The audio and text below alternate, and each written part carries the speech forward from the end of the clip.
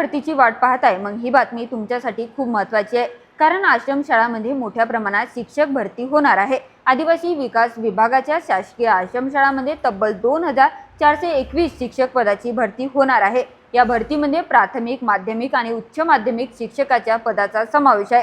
विशेष म्हणजे नाशिक विभागात सर्वाधिक 826 जागा, ठाणे विभागात 613, नागपूर विभागात 514 आणि अमरावती विभागात 468 जागा आहे। या भरतीमध्ये पैसा और नॉन पैसा क्षेत्रातील पदाचाही समावेश आहे। विशिष्ट विषयाच्या शिक्षकांसाठी ही पदे भरली जाणार आहे आणि भरती प्रक्रिया पवित्र पोर्टलच्या माध्यमातून राबवली जाणार आहे।